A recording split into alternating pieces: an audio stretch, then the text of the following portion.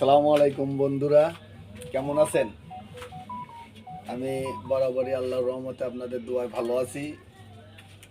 আর সবচেয়ে বড় কথা হচ্ছে বাজার খুবই খারাপ। বাজারের অবস্থা এমন,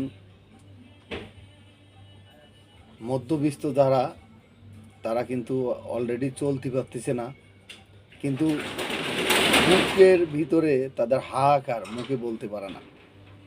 যাদের দিন আনা দিন খাওয়া তারাও কিন্তু ওই একই অবস্থা। তারা হয়তো একজনের কাছে চাইতে পারে, তো যারা মধ্যবিত্ত এরা কিন্তু চাইতে পারে না।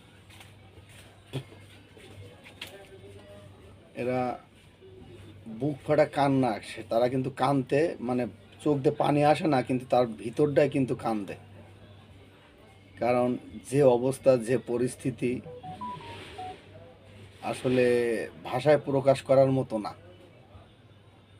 কারণ দ্রব্যমূল্যর যে দাম, কাঁচামালটা একটু হয়তো কম আছে, কাঁচামালের ক্ষেত্রে কম আছে, কিন্তু চাউল, তেল, মাছ, মাংস এসব এখন বর্তমান মনে করেন এক প্রকার মানে না খাওয়াই চলে। হয়তো অনেকে মাসে মাসে একবার হয়তো ব্রয়লার মুরগি খাইতে পারে কিনা সন্দেহ। তো এই অবস্থায় যদি চলতে থাকে তাহলে কি হবে?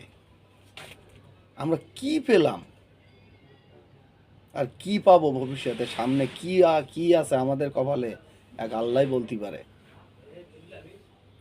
আল্লাহ তুমি রহম করো। তো সবাই আমরা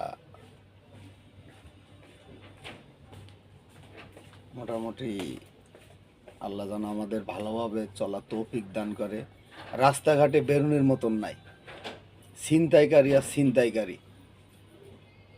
একজন যেই বলবে যে তুমি এটা করতেছো কেন, বলার আগেই চাপাটি দিয়ে পাট দেয়, তাহলে কি করবেন বলেন? দিনে দুপুরে ফুট ওভার ব্রিজ দিয়ে উঠে এই পারে আসতে গেলি দিনে দুপুরে এইসব ছিনতাইকারী